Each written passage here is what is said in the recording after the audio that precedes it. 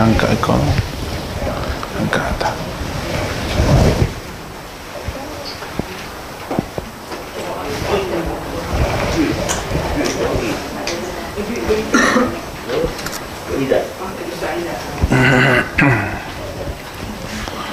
Assalamualaikum warahmatullahi wabarakatuh. Innal hamdalillah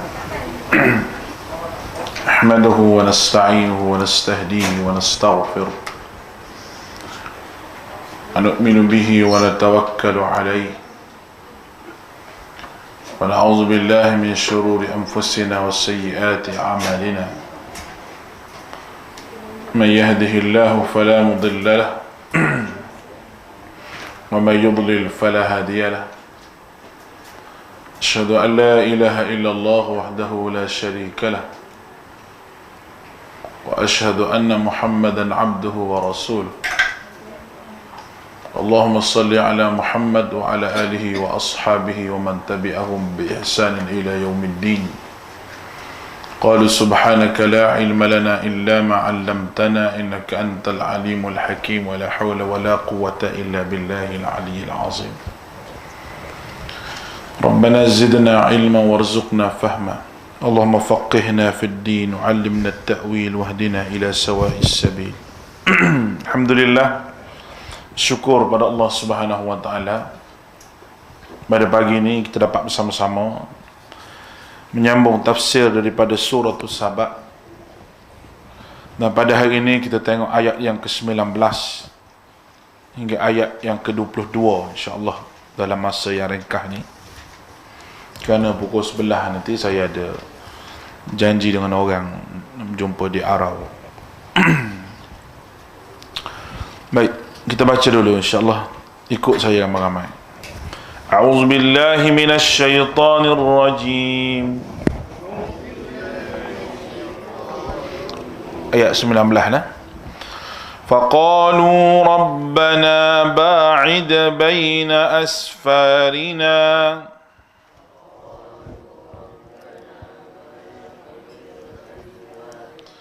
وظلموا أنفسهم فجعلناهم أحاديث ومزقناهم كل ممزق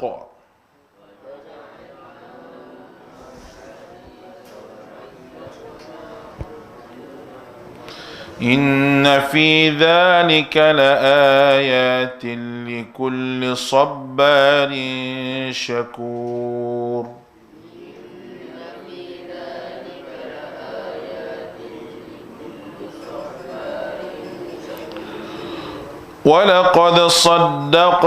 ولقد صدق عليهم إبليس ظنه فاتبعوه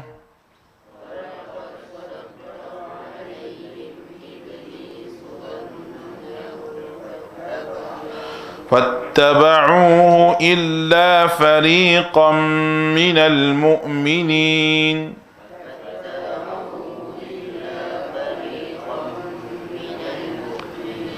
وما كان له عليهم من سلطان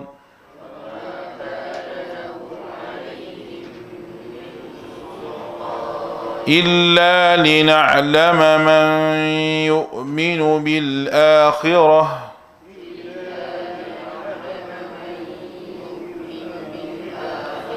ممن هو منها في شك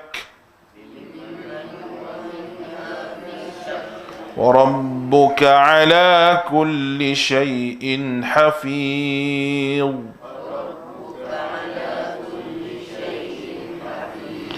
قل ادعوا الذين زعمتم من دون الله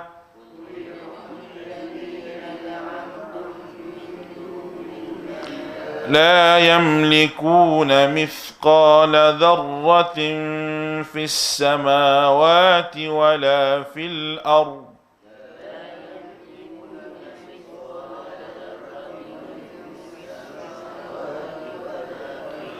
وما لهم فيهما من شرك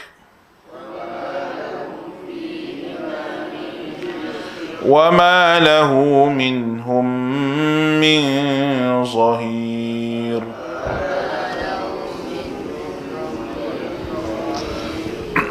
Baik, kita telah baca tafsir yang lepas bagaimana penduduk Sabak diberikan nikmat yang begitu banyak oleh Allah Subhanahu wa taala. Di antaranya nikmat kebun yang subur, tanaman yang mewah, hasil daripada empangan aliran air yang baik. Kemudian Allah Subhanahu wa taala balakan mereka dengan bala yang besar, iaitu banjir, hasil daripada pecahnya takungan air mereka yang kita sebut pada minggu yang lepas, dimakan oleh tikus yang mana mereka sekat di Sadd Ma'rib di Yaman. Mereka sekat dengan jerami-jerami padi yang dicampur dengan seluk, yang dicampur dengan bahan-bahan. Lalu mereka sekat tu, Allah Ta'ala hantar tikus-tikus, lalu dia gigit jerami tersebut sehingga banjir habis, dan tidak tinggal satu pokok yang boleh makan jasa, orang panggil. Tak ada. So, kecuali pokok yang penuh dengan berduri, dan ulama tafsir sebut pokok tu pokok bidara. Yang keduanya nikmat perjalanan. Nikmat perjalanan yang disebut ayat 18 tu, iaitu mereka boleh berjalan dengan baik tanpa ada gangguan. Kerana saya sebut pada minggu lepas, musafir ini satu azab. Musafir qit'un min al-azab, salah satu daripada azab. Bukan azab neraka tu, tidak, kerana azab berjalan jauh. Azab berjalan jauh bukan tempat kita pergi tempat orang, macam-macam kita akan hadapi. Kita duduk di tempat orang, masuk di kampung orang, macam-macam kita akan hadapi. Itu satu azab. Walaupun begitu, Allah Subhanahu Wa Taala beri dia musafir dalam tempoh yang negeri-negeri di sekitarnya aman, selamat. Juga itu salah satu daripada nikmat yang mereka dustakan di atas apa yang Allah Ta'ala beri kepada mereka. Ayat nombor 19 ni, mereka ubah nikmat tu dengan keingkaran pada Allah SWT. Faqalu rabbana ba'id baina asfarina. Mereka kata, ya Tuhan kami, jauhkanlah jarak perjalanan kami. Sebelum ni disebutlah, sebagaimana saya sebut tadi, nak pergi pada kawasan-kawasan dekat tempat bersinggahan pun banyak, dan di antara mereka ada yang tak suka benda tu. Ada yang tak suka. Mereka lebih suka menempuh perjalanan yang jauh, daerah-daerah yang tidak berpenghuni. Mereka boleh masuk bawa bekal kenderaan unta mereka. Mereka berjalan di tengah panah terik yang sangat menakutkan. Kenapa jadi gitu? Kerana manusia ni dia dah boring duduk dalam keadaan yang nikmat. Dia nak cari keadaan yang lain, yang susah. Cerita ni nak dekat sama dengan cerita Bani Israel zaman Nabi Musa AS. Zaman Nabi Musa, Bani Israel ni dia minta kepada Allah SWT menumbuhkan sayuran berbentuk buah-buahan, bawang dan sebagainya, kerana Allah Ta'ala duk bagi mereka makan al-manna was-salwa. Al-manna was-salwa. Al-manna was-salwa ni satu minuman, makanan yang Allah Ta'ala turunkan pada mereka. Tanpa mereka masak, tanpa mereka buat apa, mereka makan. Mereka makan. Boleh jadi manusia ni boring duk makan benda sama, boleh jadilah. Sedangkan kena bersyukur dengan nikmat Allah Ta'ala, tapi dirasa boring makan benda sama. Ini mengingatkan kepada kita bahawa kita kena banyak bersyukur dengan Allah Subhanahu Wa Ta'ala.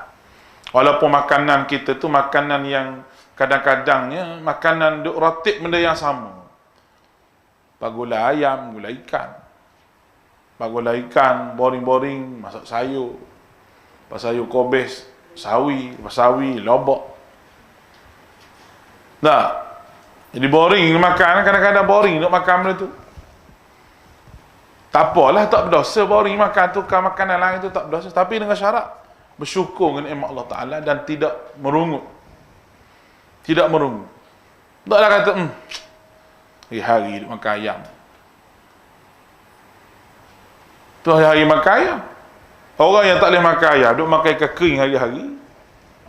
Boring, ayam tak ada. Dia kata duk makan ikan hari-hari. Mungkin mak dia kata sabar, kita ni kena makan ni hak ada, nak beli ayam tak mampu. Tak larat nak sabar dah ni, hari-hari duk makan ikan ni. Ada jenis begitu. Ada jenis begitu. Ada yang boring makan makanan yang halal, nak kita try makanan haram. Ada juga try makanan haram sekali, tengok rasa macam mana. Duk makan halal je selalu ni. Macam kawan saya pergi Indonesia, begitulah. Bukan dia nak try, dia pergi makan sate tepi jalan tu.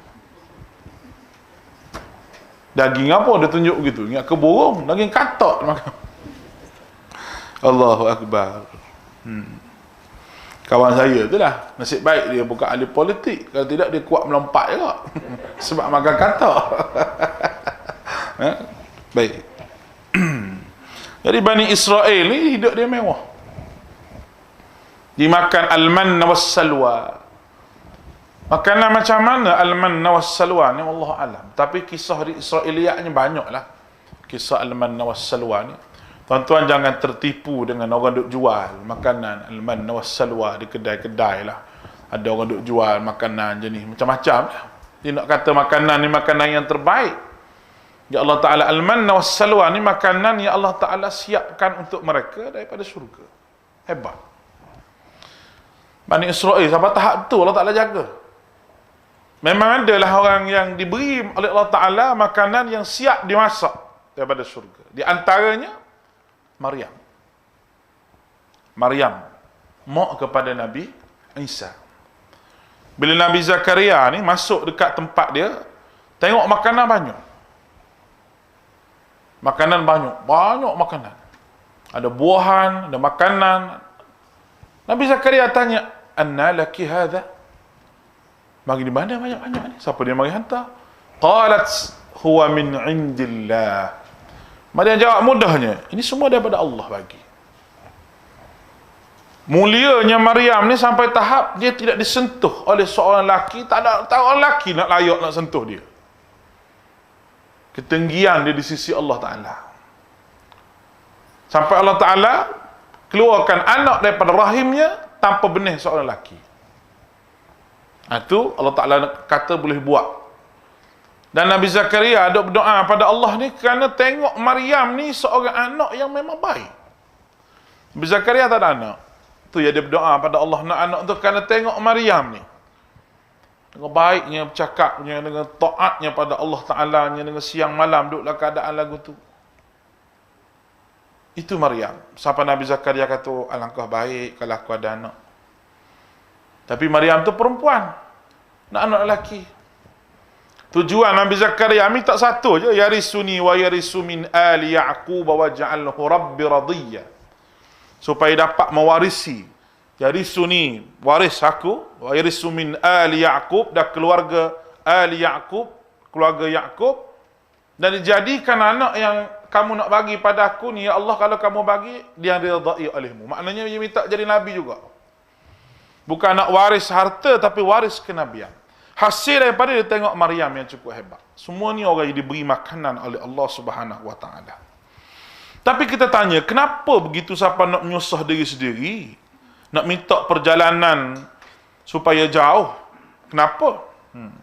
Mereka minta perjalanan ni supaya disusahkan orang tertentu sahaja boleh pergi pada tempat itu. Nescaya mereka boleh berniaga di tempat tu. Mereka boleh naik harga barang-barang ikut suka hati mereka kerana ada orang duduklah keadaan susah. Itu hak dia naknya sebenarnya. Setengah Setengah kita ni tidak mahulah, susah. Tapi orang ni kadang-kadang dia nak keadaan susah tu supaya dia dapat jual apa barang yang orang perlu ketika mana susah. Boleh faham ni? Macam orang duk kata ni lah, virus corona ni tak. Ada orang kata ni virus orang buat. Betul ke tak tahu. Sebab nak jual ubat. Orang yang dapat ubat corona ni, dia jual pada negara-negara, dia dapat duit. Itu orang kata lah, bukan saya kata tu lah. Waqad qala waqad qila dia panggil.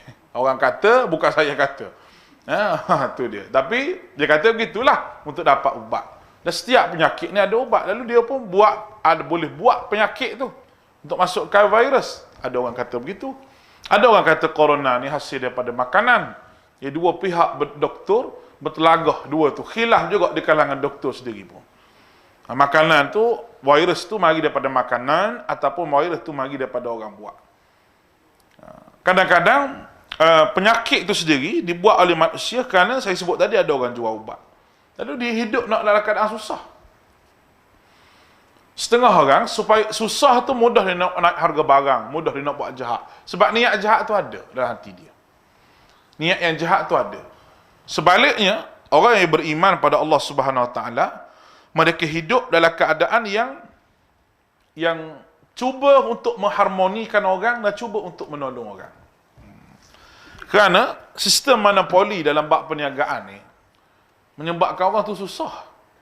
Contohlah kita sebut. Kita tengok pasar raya yang besar. Memang baik buka pasar raya besar-besar ni. Tapi kesannya kedai-kedai runcit dalam kampung kecil-kecil itu mati. Kerana pasar raya yang besar dijual pula dengan harga yang murah lebih pada orang lain. Kawan ni jual RM6 satu, kawan tu jual 5 tu RM6. Lalu kita pergi pasar raya beratur pun tak apa. Sebab apa? Sebab banyak pilihan. Dia kata di kedai ni tak banyak pilihan. Maka itu sistem monopoli yang kadang-kadang merosakkan peniaga-peniaga yang kecil-kecil yang duduk di kampung ni, yang menyebabkan dia lingkup. Hasil daripada ada pasukan yang besar dalam bab monopoli harta. Ini semua adalah salah satu daripada perkara yang Islam menyelesaikan masalah begini. Dalam bab keuangan dan undang-undang Islam, dalam bab keuangan ni dia ada penyelesaian kepada masalah ini. Dan Nabi kita Muhammad sallallahu alaihi wasallam yang mana dulu dia mari di Madinah, memang Yahudi monopoli ekonomi Madinah. Dan Yahudi menyusahkan Arab. Dalam bab-bab tertentu dia menyusahkan orang Arab. Sehingga Arab hiduplah keadaan yang begitu susah, terpaksa berhutang dengan Yahudi. Dan Yahudi ni kalau berhutang dengan dia sampai ke hari ni pun bunga dia banyak. Bunga dia banyak. Contohnya orang berhutang dengan IMF, Bank Dunia. Negara-negara yang lingkup. Somalia contoh yang lingkup kerana berhutang dengan Bank Dunia. Sudan yang akhirnya ambil dengan Bank Dunia. Dan siapa sahaja tak ambil dengan Bank Dunia, negara tersebut seolah-olah akan di-attack oleh Barat dan sebagainya. Ini proksi yang mereka ada. Kerana sistem monopoli yang mereka buat. Maka bila Rasulullah SAW sampai di Madinah, Rasulullah tidak mahu dimonopoli oleh Yahudi. Dan Rasulullah tidak memboikot mereka. Tapi Rasulullah buka pasar yang baru. Itu sistem Nabi. Nabi buka pasar yang baru. Lalu duduk di pasar tu orang mari meniaga. Dan di kalangan orang yang meniaga itu orang Islam. Orang Islam. Lalu orang Islam ni dia berniaga dengan orang Islam yang baik pada ketika itu. Lah ni masalah orang Islam, kita pergi beli dengan kedai Cina harga RM3. Niaga dengan Islam sampai sekali ganda. Masalah lah ni tak. Orang Islam harga Yahudi. Atau orang kafir harga okey sikit. Jadi macam mana tu? Jadi sepatutnya kita sama Islam dalam bab perniagaan, kita kena ada sifat tolong menolong. Dia panggil ta'awun dalam bab perniagaan ni kena ada. Dan kita orang Islam pula kena utamakan ekonomi orang Islam nak banding dengan orang kafir. Kerana kalau maju orang Islam, dia boleh bayar zakat. Ini bukan nak boikot orang bukan Islam ni, kena faham tak? Bukan nak boikot, tapi itulah yang kita ada pada hari ini, pilihan kita. Pilihan kita ada di situ. Baik. Satu lagi tafsir ni seolah-olah mereka berdoa kepada Allah Taala. Tapi mereka ni bukan jenis orang berdoa sebenarnya. Tapi mereka cuma merungut. Seolah-olah mereka merungut pada Allah, pada pendapat mereka. Mereka bukan berdoa, tapi mereka melafazkan. Tapi perbuatan mereka seolah-olah macam minta. Macam minta supaya jauhkan kami, perjalanan kami. Ada benda yang dia nak buat tengah perjalanan tu. Malu perjalanan tu jauh, dia boleh meniaga, dia boleh harga barang, dia boleh tinggi dan sebagainya. Daripada memendekkan perjalanan, ya Allah Ta'ala telah buat pada mereka. Wa zalamu anfusahum, dan mereka meniaya diri mereka sendiri. Mereka sangka mereka baik, tapi sebenarnya mereka menyusahkan diri mereka sendiri. Tak perlu pun minta supaya Allah Ta'ala jauhkan perjalanan. Tak perlu. Tak perlu pun minta supaya keadaan susah kerana nak meniaga. Tak perlu. Dalam keadaan senang tu pun boleh buat mengikut aturan Allah dengan bersyukur pada Allah Subhanahu Wa Ta'ala. Kerana janji Allah Ta'ala bagi mereka yang bersyukur, la in syakartum la azidannakum wa la in kafartum inna adzabi lasyadid. Kalau kamu bersyukur, aku tambah nikmat kamu. Kalau kamu kufur, azab aku amatlah pedih. Cara Allah Ta'ala tambah nikmat ni bukan tambah duit. Aku nak nampak ada duit dah, ada nikmat dah. Kita pernah jumpa dah orang yang ada duit tapi tak ada nikmat hidup. Hidup serabut. Bini lari. Anak tak mau kawan. Anak lari, cucu tak duduk dekat. Sebab apa? Tak orang kedekut sangat. Duit ada. Maka hidup itu tidak ada nikmat walaupun duit itu ada. Nikmat ini kita boleh hidup dalam keadaan yang suka hati, yang tenang, boleh jadi hamba pada Allah SWT. Itu nikmat. Allah Ta'ala tambah nikmat kalau kita menjadi orang yang bersyukur. Wala in kafartum. Tapi kalau kita kufur, Allah Ta'ala kata tak ada arah lah. Azab aku amatlah pedih. Lalu penduduk negeri ini, sahabat tadi, faja'alnahum ahadith, kami jadikan mereka buah mulut. Oleh kerana mereka melakukan kesalahan dan mereka tidak ingin supaya keadaan itu jadi elok, maka Allah Ta'ala musnahkan mereka dan mereka menjadi buah mulut. Kisah mereka itu dibaca daripada zaman ayat ni turun, zaman Nabi, sampailah kepada kita hari ini. Orang baca surah Sabah, bacalah kisah mereka. Maknanya perbuatan mereka itu diungkit selalu supaya ingat bahawa jangan jadi sebagaimana mereka. Wa mazzaqnahum kulla mumazzaq, dan kami pecah belahkan mereka dan kami pecahkan mereka berpecah-pecah. Bila negeri tersebut Allah Ta'ala beri kepada mereka banjir, maka tempat tinggal mereka musnah. Tak subur lagi, maka dia terpaksa berpindah ke tempat lain untuk mencari tempat yang lebih subur. Mana penduduk asal Sabak tu, dia bercerai-berai. Sebelah ni pergi sini, hak ni pergi sini. Hancur habis kaum Sabak tu. Dan kalau kita buka tarikhul Arab, sejarah Arab ni kalau kita buka, antara hijrah mereka adalah ke Yathrib, ke Madinah. Dan suku Aus dan Khazraj di Madinah tu, asal dia daripada Sabak sebenarnya. Negeri Sabak. Dia bukan orang Madinah, betul-betul duduk Madinah lah. Aus dan Khazraj, asal dia daripada Sabak. Lalu mereka bergaduh situ. Duduk tempat orang pun bergaduh lagi. Ya Rabbi, orang suka bergaduh ni, dia tak kira tempat orang tempat dia, duduk nak bergaduh kelahi dengan orang. Masa saya duduk Banting dulu, ada India sebelah rumah. Hari-hari bergaduh laki bini. Hari duduk bergaduh. Duduk depan rumah kita. Allah. Tak tahan kita. Orang-orang cakap India tu pening kita. Dia bergaduh hari-hari. Lempar pinggang, lempar selipar lah, macam-macam. Dia tu seorang. Macam mana tak tahulah. Ada juga jiran sebelah tu tanya kenapa dia. Dia kata suami dia tu mabuk dah tu. Kaki minum, pandai. Kelahi hari-hari. Tapi kita jiran ni tak selesa lah. Tak dengar hari-hari. Kadang-kadang sampai pukul 2-3 pagi duk bergaduh depan Allah. Cakap. Saya tak mahu cakap dengan dia. Kalau saya cakap dia pun tak faham, saya pun tak faham. Tak apa duk gitu. Kita jiran nak macam mana? Nak macam mana nak pergi tegur dia, kita pun tak tahu masalah dia apa, dia pula bukan Islam. Penting, jiran yang baik ni penting hidup kita. Nikmat Nabi kata boleh jiran yang baik. Jiran yang baik ni nikmat. Tanya khabar kita, duduk dekat dengan kita. Nikmat banyak Tuhan bagi jiran yang betul, jaga rumah kita. Anak-anak kita jadi macam anak-anak dia. Tapi kadang-kadang kena jiran yang tak baik tu, ya Allah. Kita senyum pun tak apa nak senyum. Senyum tak apa nak senyum. Dia tak tahu gitu je. Bercakap pun tak apa nak bercakap. Susah juga gitu. Kita kena bagi hadiah ke dia. Kalau jiran jenis begitu, bagilah apa. Buat pergi kuih ke dia ke, buat pergi nasi ke dia ke. Try dia tengok macam mana. Tu Nabi ajar orang yang begini ni dengan ihsan. Dengan ihsan makna buat baik dengan dia. Walaupun dia tu tak baik dengan kita, tak senyum, dia tak buat apa, dia tak senyum je. Mungkin dia tu jenis payah nak senyum. Budak-budak muda panggil apa? Muka payah nak senyum ni dia kata. Muka JPJ dia kata. Muka JPJ. Sebab JPJ tahan orang tu payah nak senyum kat orang. Padan dengan dia JPJ. Baik. Jadi Aus dan Khazraj ni dia mari di situ. Mereka pun bergaduh Aus Khazraj ni apabila Nabi mari menyatu padukan Aus dan Khazraj. Menyatu padukan dua ni. Madinah asal nama Yathrib.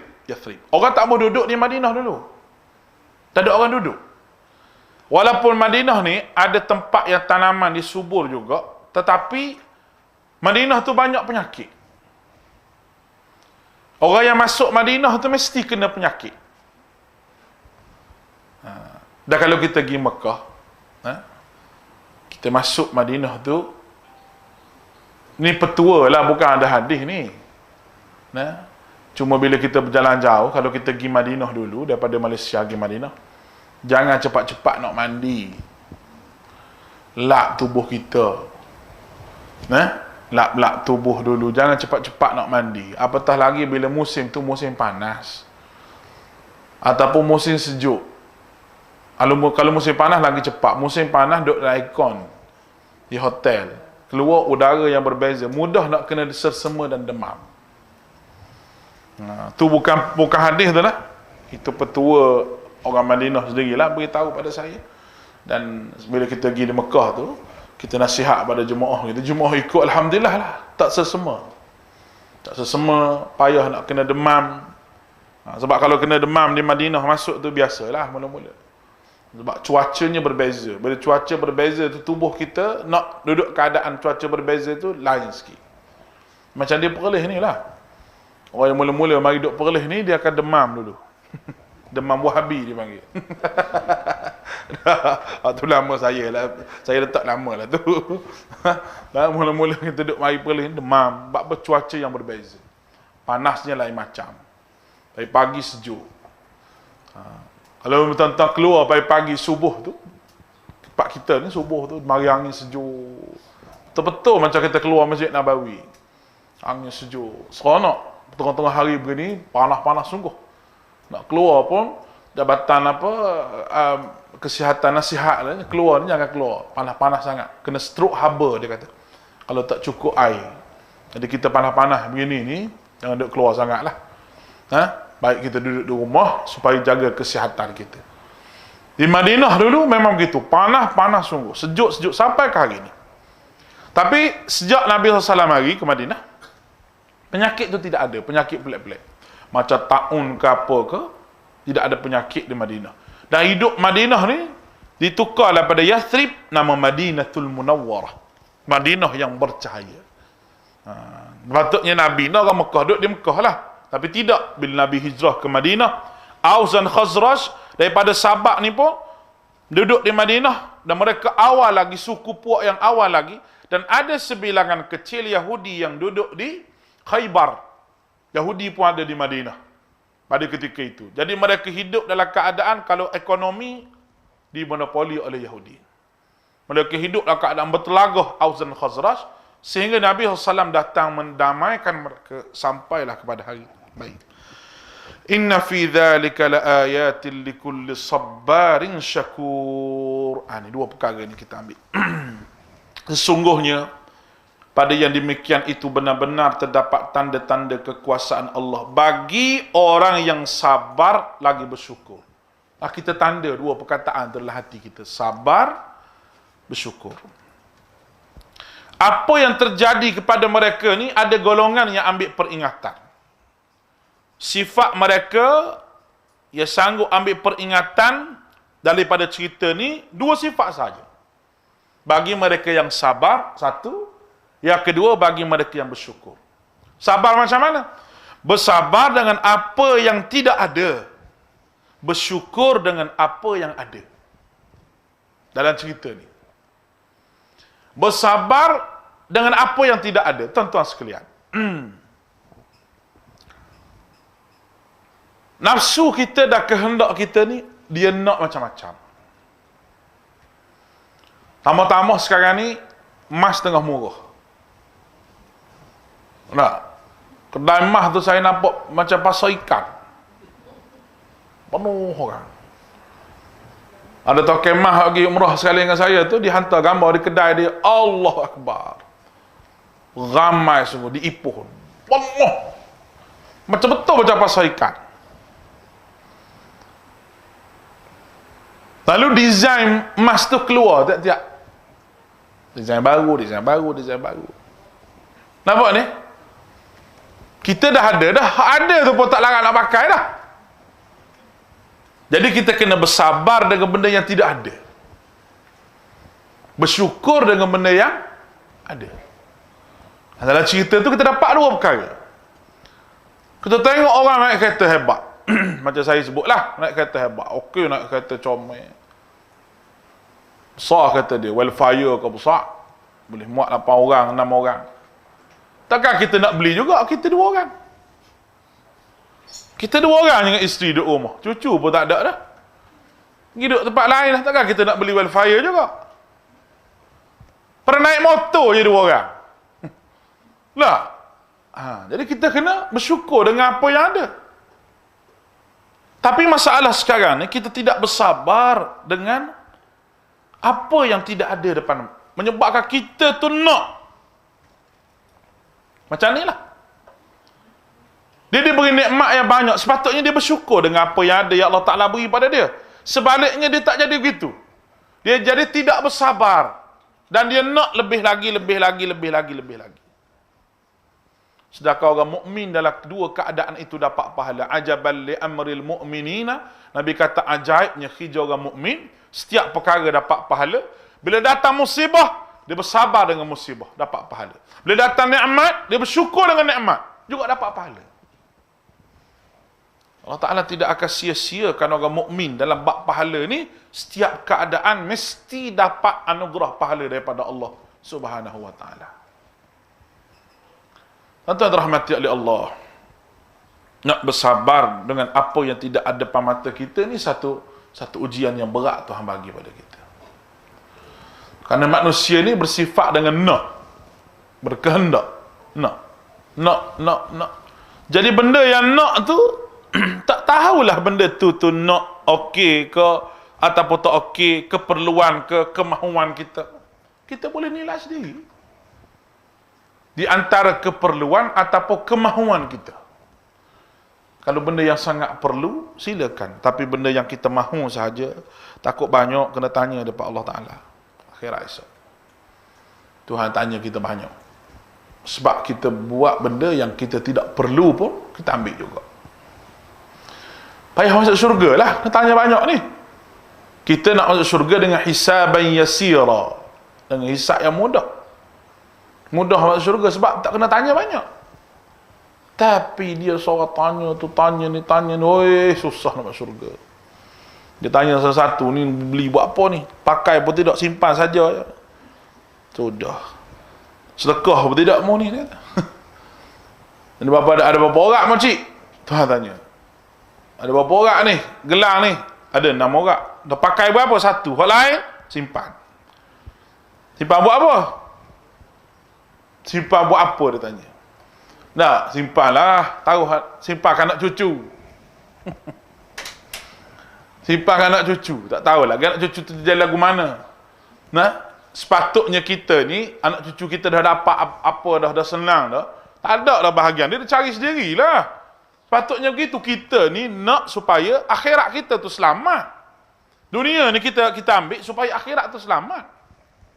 Kalau banyak saja tapi akhirat tak selamat, pun tak jadi. Kita mari ni sebab nak selamat akhirat ni. Tu yang kita mari, kita top up iman kita tiap-tiap minggu mari. Tiap-tiap minggu mari dengar. Tiap-tiap minggu mari dengar. Sebab nak top up iman kita.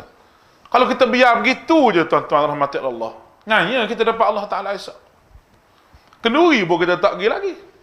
Kalau ada kenduri hari Sabtu, kita pergi lepas kita mengaji. Baru kita pergi. Sebab semangat kita nak mengaji tu, insya-Allah mudah-mudahan Allah Ta'ala tahu niat kita, kita boleh jadi hamba yang bersyukur. Dan bersyukur dengan apa yang ada. Ini pun susah juga, bersyukur dengan apa yang ada. Allah, orang yang bersyukur dia tak akan menyesal hidup dia. Dia tak akan menyesal. Dia tak pernah kata menyesal saya kahwin dengan awak. Ada orang kata gitu, menyesal kahwin dengan awak. Dia tak boleh nak terima qadarullah, qadar yang mari pada Allah Ta'ala. Kita tak pernah menyesal jadi suami pada orang, jadi isteri pada orang. Tak boleh menyesal. Sebab jodoh tu ketentuan Allah.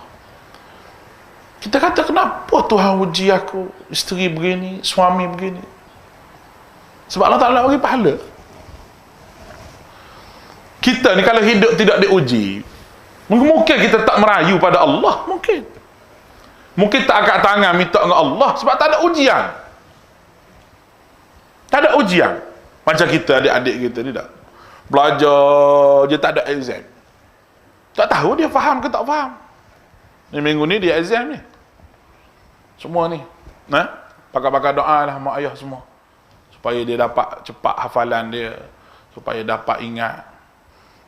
Kemarin dulu ada ujian syafawi dia panggil, ujian lisan. Adik-adik kita ni.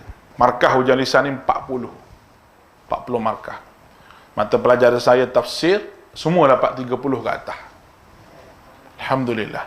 Mata pelajaran Ustaz Lutfi pun ada yang dapat markah penuh. 40 di antara kita. Tidak ada yang gagal ujian syafawi. Maknanya dia orang tu beri perhatian lah. Nah, walaupun ada hak kena rotan. Nah tak? Anda yang kena jemur tengah panas. Nah, macam-macam lah.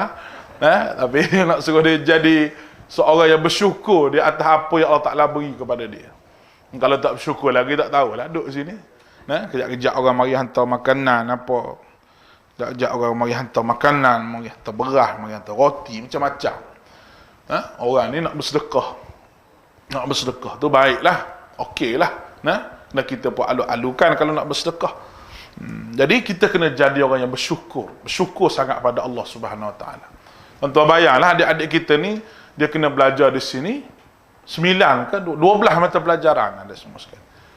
12 mata pelajaran yang semuanya dalam bahasa Arab. Ustaz Yazlin tadi mengajar khat, mengajar tulisan. Ustaz Yazlin tulisan cantik. Tak, kalau saya macam Tamil kita boleh faham tulisan kita dah. Ada adik-adik kita yang berbakat tulisannya cantik pun ada. Semua tu ada exam. Semua tu ada exam, dah ketah-ketah exam semua dah siap dah di tangan saya. Saya tengok alhamdulillah ada pencapaian masing-masing. Cuma tu minggu ni bahagian syafawi, bahagian lisan. Minggu depan tahriri, bertulis. Ini dua keadaan kita nak tengok pelajar kita ni. Allahu Akbar. Bukan mudah untuk didik manusia ni. Bukan mudah. Mak ayah mari hantar, sebab tu kita hantar laporan pada ibu bapa. Ibu bapa kena balas laporan tersebut biar ada hubungan di antara ibu dan pelajar dan juga pihak sekolah. Supaya hidup tu tahu perkembangan anak dia. Daripada awal lagi saya buka, saya kata sini bukan tempat pembuangan budak-budak sini. Bukan tempat buang, letak tak tanya khabar apa satu, tidak. Letak, kena tanya khabar. Dan kita panggil ibu bapa kalau ada masalah dan sebagainya. Supaya anak-anak kita ni jadi jariah kepada kita berpanjangan. Itu yang kita nak, dan kita balik pada apa yang saya sebut tadi, menjadi seorang yang bersyukur pada Allah Ta'ala. Ayatlah sekali ayat 20. 2 ayat je hari ni. Saya ada urusan yang penting lepas ni. Walaqad saddaqa alaihim iblis. Baik. dan sesungguhnya iblis dapat membuktikan kebenaran sangkaannya terhadap mereka. Ini merujuk semasa iblis minta supaya Allah Ta'ala panjangkan umur dia sampai kiamat. Waktu tu iblis kata manusia tak akan sabar dan manusia tak bersyukur, dia akan sesatkan. Allah Ta'ala kaitkan di antara ayat tadi. Ni jadi pengajaran kepada orang yang sabar dan bersyukur tadi Tuhan sebut. Ayat yang ke-20 ni, kaum sahabat tu telah membuktikan benarnya perkataan iblis, bahawa manusia ni akan disesatkan dengan sifat tidak bersabar dan tidak bersyukur. Boleh faham tu? Maknanya iblis ni, dia pergi kat jalan mana tak boleh. Dia hanya boleh pergi kepada orang yang jalan tidak bersabar hidup dan tidak bersyukur nikmat Allah. Jalan ni adalah lubang kepada iblis untuk masuk dalam diri masing-masing. Dalam ayat yang lain Allah Ta'ala sebut, ara'aitaka hadzal ladzi karramta alayya la in akhrajtan la in akhartani ila yaumil qiyamah la ahtiyannaka zurriyyatahu illa qalil. Ni adalah surah Isra. Kalau boleh buka ayat 62 Isra sebagai penafsiran pada ayat ni. Terangkanlah kepada aku, inikah orang yang engkau muliakan atas diri aku? Iblis kata, ni orang mulia daripada aku ni, Adam ni. Allah, sesungguhnya jika engkau memberi tangguh aku pada sampai hari kiamat. Ya Allah, kalau engkau beri tangguh aku pada hari kiamat, sampai hari kiamat, nescaya aku akan benar-benar sesatkan keturunannya kecuali sebahagian kecil. Sebahagian kecil. Siapa dia? Allah Ta'ala sebut dalam surah Al-A'raf ayat 17 pula. Siapa dia? Iaitu thumma la'atiyannakum min baini aydihim.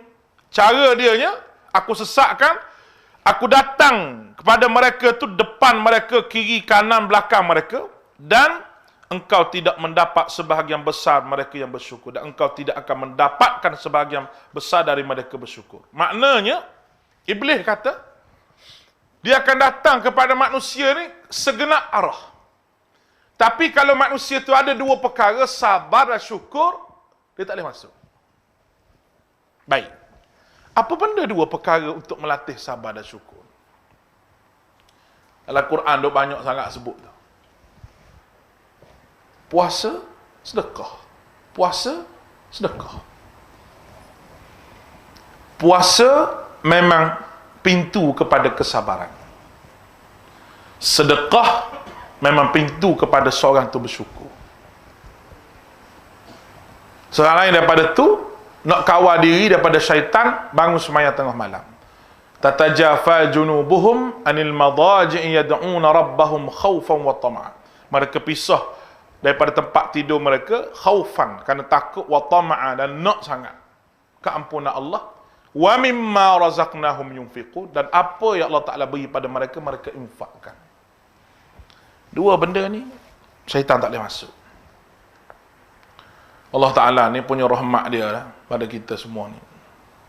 Dia buat mari sebulan bulan Ramadan, nak suruh latih kita bersabar. Seolah-olah macam orang kerja kerajaan, setahun dia kerja tu, ada 3 hari dia kursus. Ilmu yang dia boleh 3 hari ni, dia boleh pakai setahun dia kerja. Bulan Ramadan sebulan ni kira-kiranya cukup untuk manusia kursus untuk mendidik hawa nafsu. Allah Ta'ala punya rahmat lagi, diikat habis syaitan yang ada bulan Ramadan. Kena ikat. Tapi hak tak ikatnya manusia hak jadi syaitan. Ni tak ikat, nak ikat tak boleh ni. Dibelenggu syaitan, zahir syaitan betul. Kita kena belenggu juga nafsu kita. Cara nak belenggu nafsu, Allah Ta'ala bagi turun nafsu ni dengan cara berpuasa.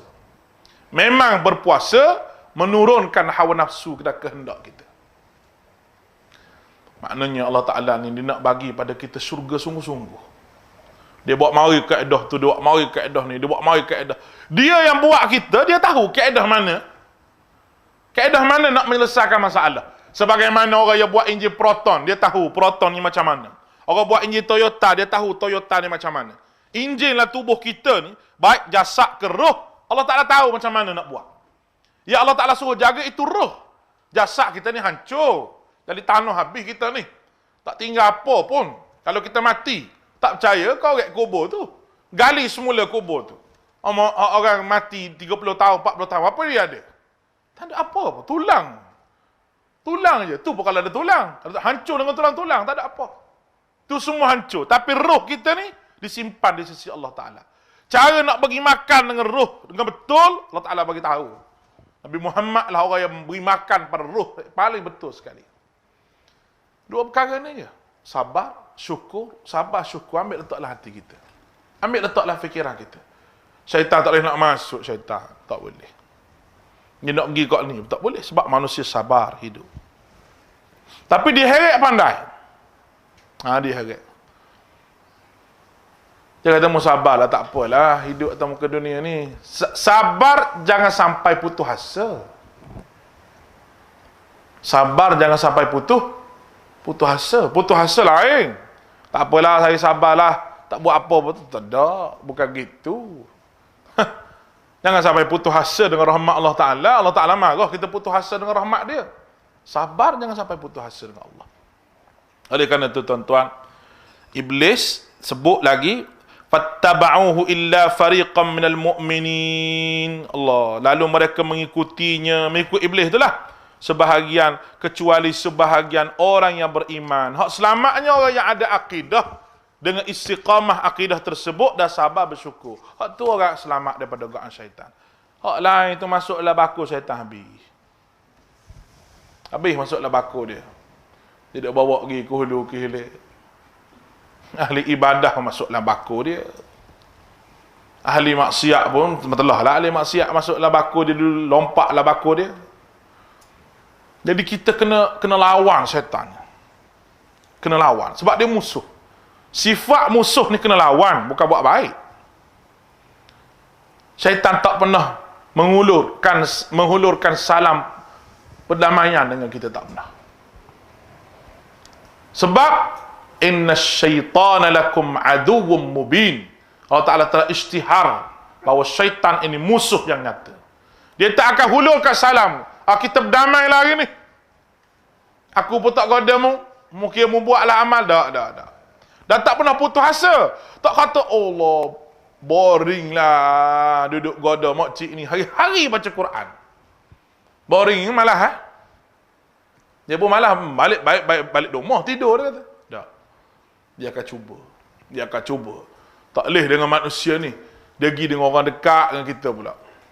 Orang dekat dengan kita. Orang dekat kita, suami kita ke isteri kita ke. Ada suami baik, isteri tak baik. Ada yang isteri baik, suami tak baik. Dia masuk daripada sekenak segi. Sampailah kita tu ikut dia, dah kita kalah. Ya Rabbi. Allahumma na'udzubika min hamadhatis syayatin. Kita minta supaya Allah Ta'ala jauh kita daripada waswas syaitan. Wallahu a'lam. InsyaAllah kita sambung pada minggu hadapan ayat yang ke-21. Aqulu qawli hadha wa astaghfirullahal azim li wa lakum wa ufawwidu amri ila Allah innallaha basirun bil ibad. Belum akhir tu saya nak umum.